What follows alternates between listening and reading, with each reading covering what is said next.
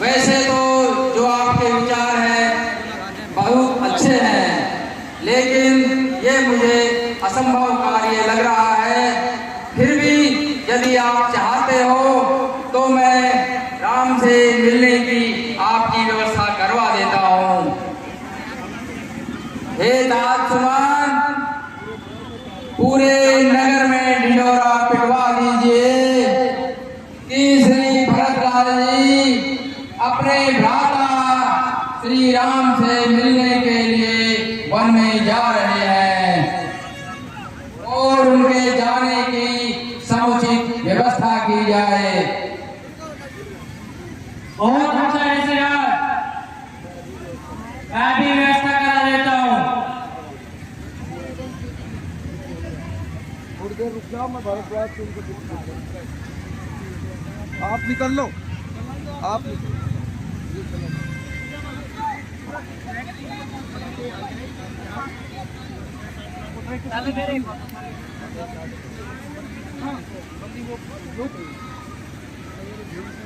ये घूमने के लिए नहीं, पहले तो रामलीला के लिए है, उसके बाद घूमने के लिए। कल महेंद्र जी का फोन आया था तो मैंने स्पष्ट कह दिया था उनसे, हे गुरुदेव, पीछे पेड़ है उनको बचाने के लिए साइड पे बहुत दिन बीत चुके हैं। होती है तो 10 दिन नहीं घूमते, क्योंकि रामलीला अब मैं आपसे बहुत ज्ञान प्राप्त किया है। करवा दो ना रामायण। आपने हमारी बहुत ही अच्छे से व्यवस्था की है, बात शुरू। लेकिन गुरुदेव अब हम ज्यादा देर तक एक ही स्थान पर नहीं रह सकते, इसलिए आप हमें आगे की ओर का रास्ता बतलाइए जिससे हम आगे जा सके। हे राम जी, वैसे तो आपको सब कुछ पता है, लेकिन वो कुछ ही दूरी पर चित्रकूट नामक जगह है। आप चाहे तो वहां पर रह सकते हैं। बहुत अच्छा गुरुदेव, अब हम चित्रकूट की ओर प्रस्थान करते हैं। पांचों स्वरूपों के दूध और बर्फी आदि की व्यवस्था अभी उन्होंने नहीं ग्रहण किया है, आज से प्राप्त कर ले। पांचों स्वरूप अपने दूध जलेबी या बर्फी जो भी कुछ है उसकी व्यवस्था मोर सिंह होटल वाले के यहाँ की गई है। ये प्रसाद रामानंद जी शर्मा की ओर से है।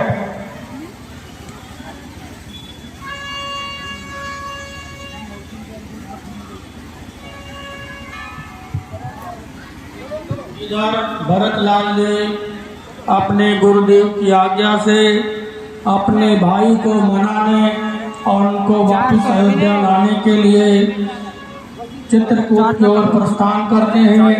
इधर भगवान राम लक्ष्मण सीता भरद्वाज आश्रम से चित्रकूट की ओर प्रस्थान करते हैं। रास्ते में भरत को सेना सहित आते देख करके और गुप्तरों से ये सूचना मिलने पर कि भरत राम जी सेना सहित आ रहे हैं, निखादराज के मन में संदेह पैदा होता है।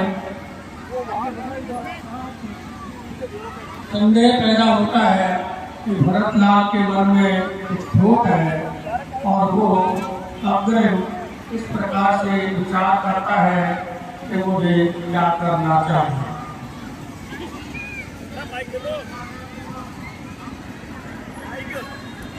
निखाद के पास माइक ले जाओ।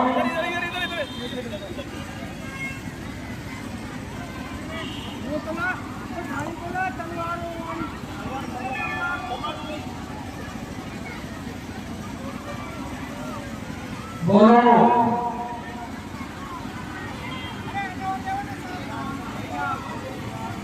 अरे निखाद के पास ले जाओ। महाराज, मुझे दूर से भरतलाल दिखाई दे। मुझे दूर से अयोध्या से बहुत बड़ी सेना दिखाई पड़ रही है।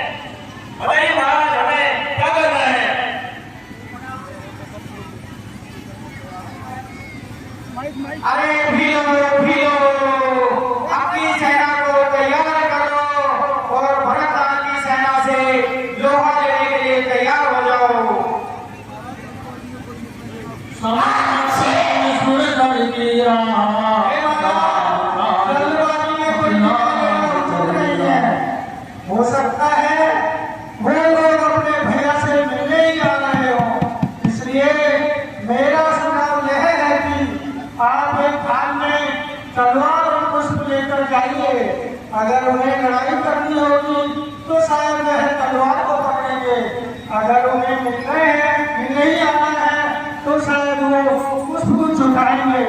तो आप कृपा करके दोनों चीजों को लेकर मुझे समझाइए।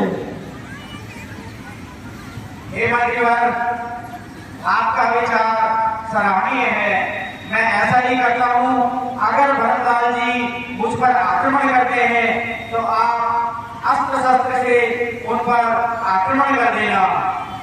हम आपके आसपास ही छुपकर रहेंगे। भरतलाल जी पुष्पों को लेकर जाते हैं। भरतलाल जी पुष्पों को उठाते हैं।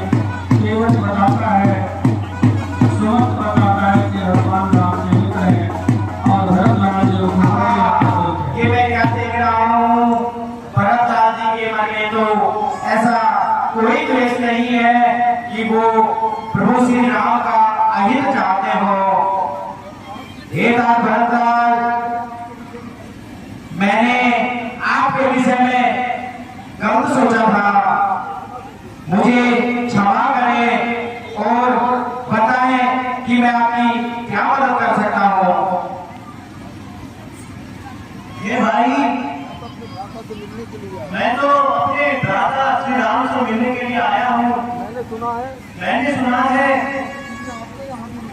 कि वो कुछ दिन आपके यहाँ रुके हुए थे। हाँ भरतलाल जी, मुझे भी उनका आतिथ्य का सौभाग्य प्राप्त हुआ और इस तरह को अपने भाग्य उज्जवल करने का सौभाग्य प्राप्त हुआ। यहाँ पर प्रभु श्री राम बैठे हुए थे, यहाँ पर माता जानकी बैठी थी और यहाँ पर उनके अनुज लक्ष्मण बैठे हुए थे। ओ वन की भूमि धन्य तुमको, तू प्रभु की आश्रय दाता है। हे छाया उनकी छाया से तेरा ईश्वर का नाता है। तो कर्तव्य वीर तुम हो जो रहे नाथ की सेवा में। संकेत हुआ तो वृक्ष छोड़ बिछ गए नाथ की सेवा में।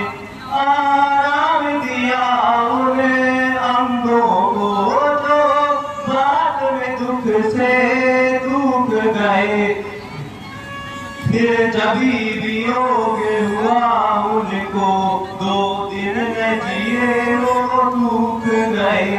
हे वन और वनों के वासी गण, तुम ही सराहने योग्य सदा पर। भरत अभागा भरत अभागी, अवध त्यागने योग्य सदा। हे नाथ महाराज, मैं अति अधीर हो रहा हूँ। आप शीघ्र से शीघ्र मुझे मेरे भ्राता के दर्शन करा दीजिए। हे भरतलाल जी, आप शोकातुर ना हो, जैसी आपकी इच्छा मैं वैसा ही करता हूँ। आए मेरे साथ और मैं आपको गंगा नदी पार कराकर प्रभु श्री राम से मिलवाता हूँ। आए प्रभु। अरे केवल भाई, अपनी नौका को तैयार करो। भरतलाल जी अपने भ्राता श्री राम से मिलने के लिए जा रहे हैं। जो महाराज, नौका तैयार है, कृपया पधारें। आए भरतलाल जी।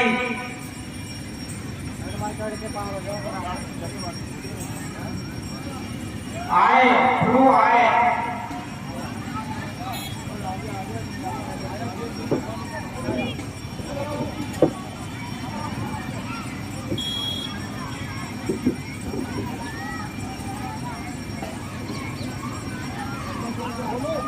आए प्रभु, इस घरे में होते हुए प्रभु श्री राम आगे भरतलाल जी का भरद्वाज बाद ऋषि आश्रम पर पहुँच करके भरत जी की भली प्रकार कामनाएं करते हैं और इनके मिलन में विलम्ब नहीं हो, इसलिए भरद्वाज जी ने आगे चित्रकूट का रास्ता बता करके प्रेरित करते हैं। चित्रकूट यहाँ से अधिक दूर नहीं है, वहीं पर आगे चित्रकूट पर आ जाओ। आज मैंने रात को भयानक सपना देखा। अयोध्या में माता सा छाया हुआ है। माता की दशा अच्छी नहीं है और मुझे सपने में दिखाई दिया कि भरत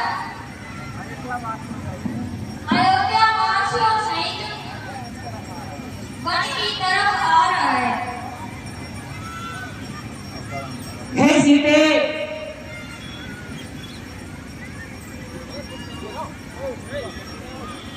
यह स्वप्न कभी भी सच नहीं होते। स्वप्न तो स्वप्न ही होते हैं। भरत का इधर आना यह भी असंभव है।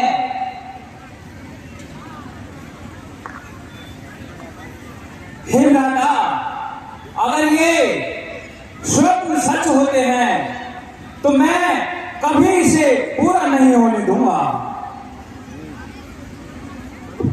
हे भाई, शीघ्र आज्ञा दो, भाई को अब समझूंगा मैं। अन्याय न्याय पर चढ़ता है, यह कैसे होने दूंगा मैं। वैसे ही दिल जल रहा है, अरे मजलीमा की करतूतों से। क्या क्या दुख है राज छूटने का, पूछे कोई रजपूतों से। इस पर भी मैं संतुष्ट नहीं, सेना लड़ने आता है। ऐसा है समझ वन में हमको घेरने पकड़ने आता है।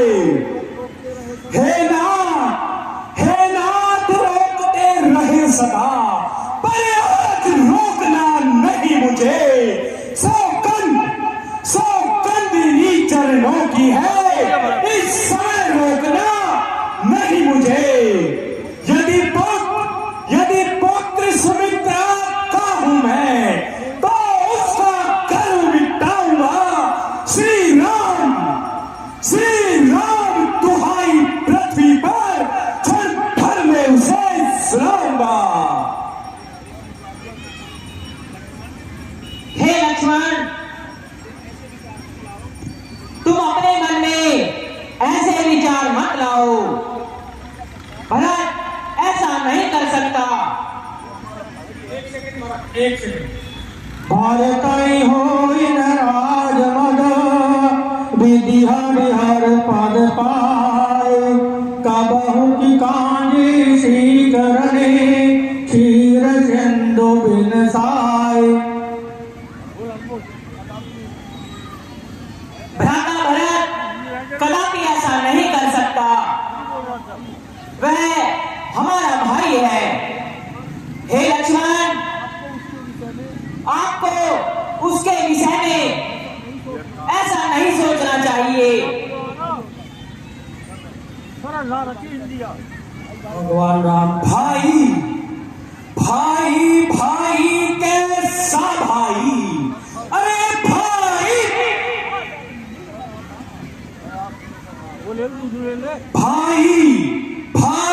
भाई कैसा भाई। अरे भाई तब था जब निर्मल था, है आस्तीन का सांप आज, जो कभी भुजाओ काबल था। उससे कुछ बैर नहीं झगड़ा, अरे उसके दुरेवी चारों से विष वाले दांत तोड़ दे दो, कुछ खौफ नहीं तुम कारों से। सेवक का तो है धर्म नहीं, अरे तत्पर होना सेवा में। स्वामी पर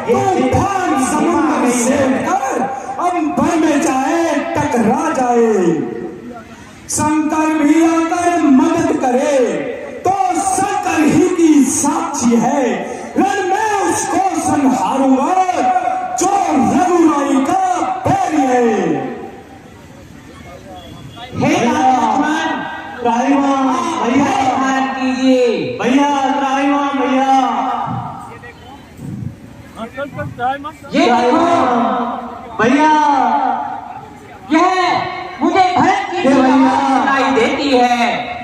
त्राहिमाम मुझे त्राहिमाम आ रहा है, हमें आगे चलकर देखना चाहिए। भैया आओ भैया आओ। अद्भुत दृश्य देखने को मिल रहा है। राम भरत का मिलन।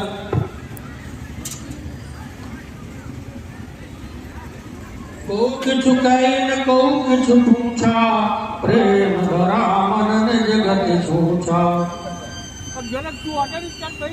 इसी अवसर पर केवट ने कहा कि माताएं भी आई है, गुरुदेव भी आए हैं और नगर निवासी भी आए हैं। मैं तो मामा हूँ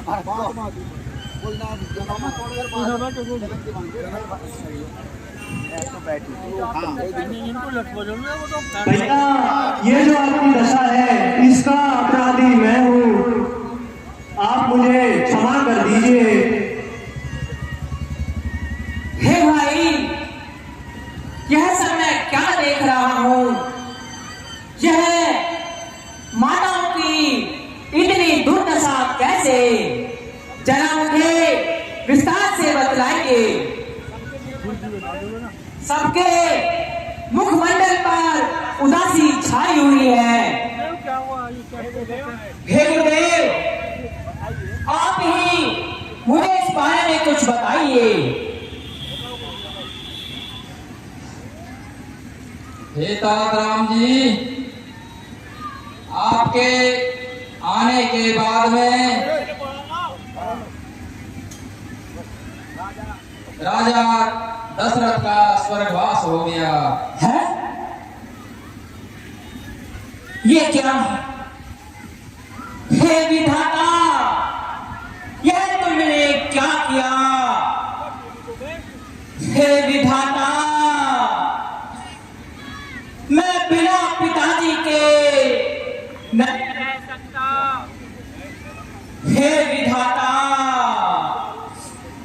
हाँ पिता, हाँ पिता, तुम तो स्वर्ग सिधारे, हम जिए अब किसके सहारे। हाँ पिता, कैसे रोते हैं गगन के सितारे, हम जिए अब किसके सहारे। हाँ पिता, हे विधाता, तुमने यह क्या किया? मिथ्या शोक त्यागिए, अब ये शोक करने का समय नहीं है। इस प्रकार शोक करोगे तो तुम्हारे पिता की आत्मा को शांति नहीं मिलेगी। मैं भरत के आग्रह पर आपसे इनको मिलाने के लिए यहाँ पर लाया हूँ। आप इन्हें जैसा उचित समझे वैसा इन्हें आदेश दीजिए। कहिए तात, हे भरतलाल जी, आप अपनी पीड़ा अपने अग्रज को बताएं।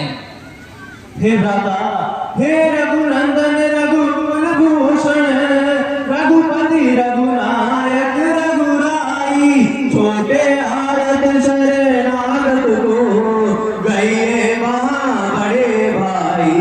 माता से जो अन्याय हुआ उसका है पश्चाताप उन्हें, आए जाता है दिन पर दिन वह पाप और संताप उन्हें। फल मिला पाप का आप उन्हें, देखिए नए रंग हुआ काला, उस पाप कालिमा के कारण मुखड़े का रंग हुआ काला।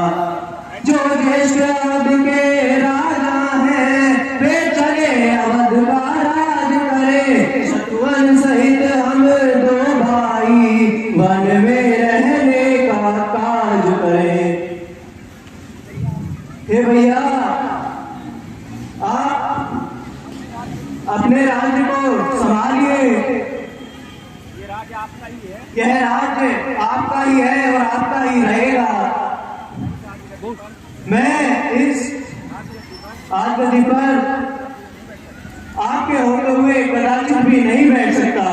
गुरुदेव राजा जनक भी सभा में पधारे हैं। ओहो, उन्हें आदर सहित आश्रम में लाया जाए।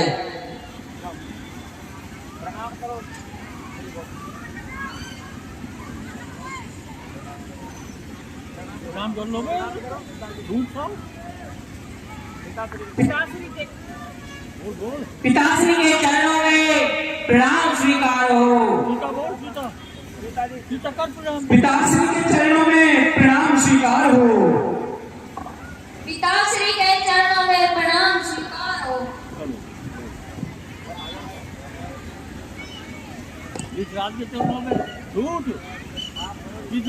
ऋषिराज के चरणों में जनक का परिणाम स्वीकार करो। कल्याण हो राजन।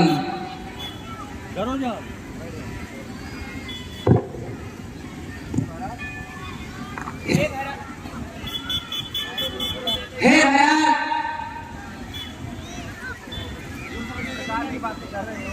तुम यह किस प्रकार की बातें कर रहे हो? पिताजी ने मुझे 14 वर्षों का वनवास दिया है। तुम्हें अयोध्या का राज, इसमें यह तो तुम्हारा दोष है या मेरा दोष है? आप अपने धर्म का पालन कीजिए, मैं अपने धर्म का पालन करूंगा। पितु माता की आज्ञा पालन यही हमारा धर्म है। क्या आप जानते हैं? यह तो आप जानते ही हैं। हमारे पिता ने अपने वचनों के कारण अपने प्राणों का त्याग कर दिया। आप और मैं क्यों उनकी आत्मा को दुखी करें? हम दोनों अपने अपने कर्तव्य का पालन करेंगे। हम अपने धर्म का निर्वाह करेंगे। हम रघुवंशी हैं। रघुकुल रीति सदा चाले आई, प्राण जाय पर वचन न जाई।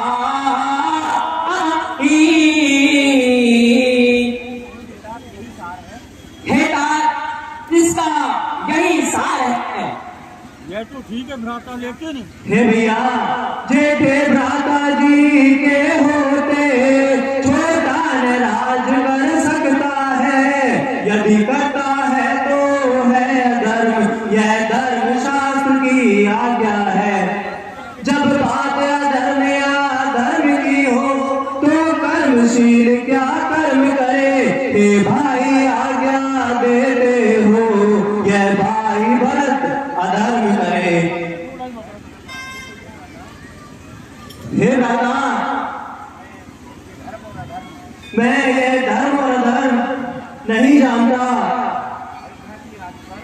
अयोध्या के राज्य पर आपका ही अधिकार है। मैं आपके होते हुए इस राज्य का संचालन नहीं कर सकता। क्या आप चाहते हो ये भरत अधर्म करे? बोलो भ्राता, बोलिए, क्या आपका भ्राता भरत अधर्म करे? हे तात भरत, उठो। इस प्रकार की कोई भी बात नहीं है। मैं तुम्हें ऐसी युक्ति बताऊंगा जिससे आपका भी धर्म मिलेगा और मैं भी अपने पिता की आज्ञा का पालन करूंगा। राम अज्ञा नहीं देगा धर्म चले।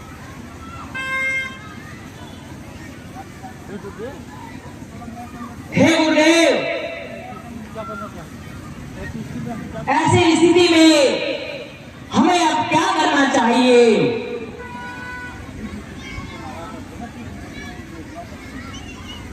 हे तात राम जी, राजा जनक धर्मज्ञ और राजनीतिक हैं।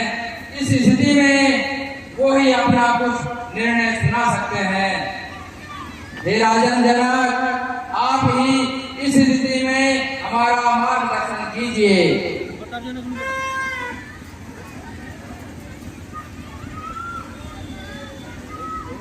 हे गुरुदेव, आपके होते हुए मैं क्या मार्गदर्शन करूँगा? भरत भी अपनी बात पर सही है और राम भी अपनी बातों पर सही है। इनमें कोई ऐसी युक्ति निकाली जाए जो दोनों के धर्म की पालना हुए।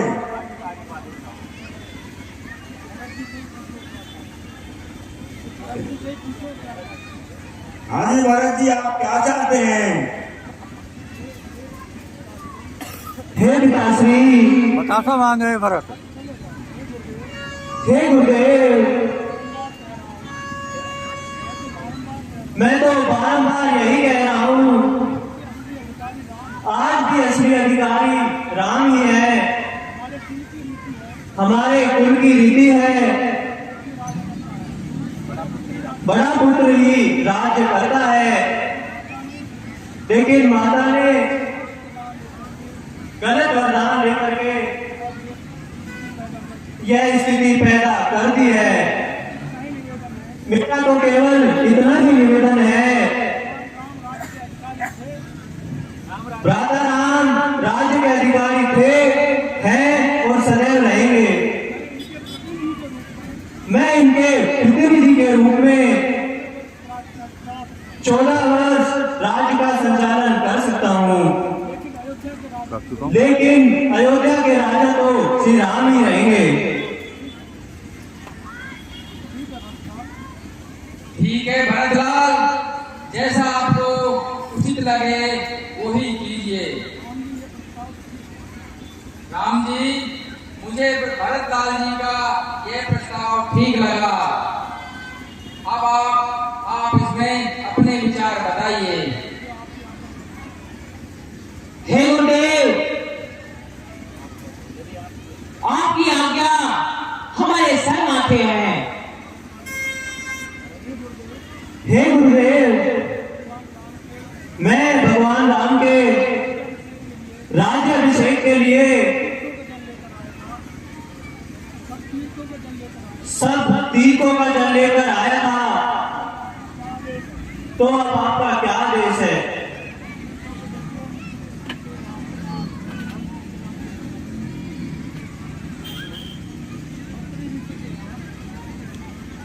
भरतलाल जी, अत्रि ऋषि के यहाँ जो कूप है उसमें ये जल स्थापित कर दीजिए, जो भरत कूप के नाम से जाना जाएगा। बहुत अच्छा गुरुदेव, ऐसा ही होगा। हे प्रभु, आप अब मुझे ऐसा उल्लंघन दीजिए जिसके सहारे 14 वर्षों तक मैं राज्य पर शासन कर सकूं। हे नाथ भरत, यह मेरी चरण पादुका है। आप इसको आधार मानकर निष्कंटक अयोध्या का राज चलाइए, जिससे दोनों भ्राताओं में धर्म हानि नहीं होगी। प्रभु तेरी कृपा सादर भरत शीश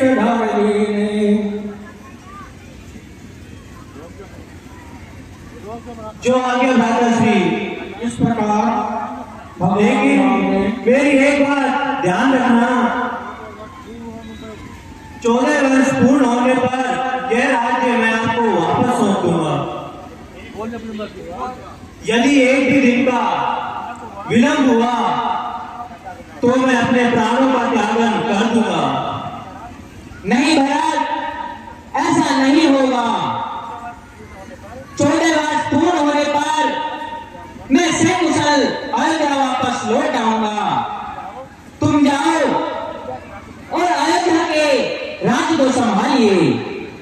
एक भी दिन वापस आने में विलंब नहीं होगा। आप किसी प्रकार की चिंता मत करना। जाओ भरत, मेरी आज्ञा है, जाइए। अवलंबन के और माताओं का ध्यान रखना। तो आज्ञा प्रभु। अवलंबन के रूप में भगवान की चरणों पादुका प्राप्त कर भरत जी अयोध्या के लिए रवाना हुए। अयोध्या पहुंच करके भरतलाल जी गुरु वशिष्ठ से पूछते हैं, गुरुदेव मैं भी 14 वर्ष तक एक मुनि की भांति और इन प्रणवों को रख करके तपस्वी के रूप में राज शासन करना चाहता हूँ, आप मुझे आदेश दो। तो भरत वशिष्ठ जी कहते हैं कि हे भरत जी, आज से पहले तो कोई भी धर्म की बात मुझसे पूछता था, तुम धर्म शास्त्र का अवलोकन करता था, लेकिन आज के बाद तुम जो भी कुछ करोगे, जो कहोगे, वही धर्म का सार होगा। इस प्रकार से वशिष्ठ जी महाराज भरत जी का एक नया नामकरण करते हैं, धर्मसार।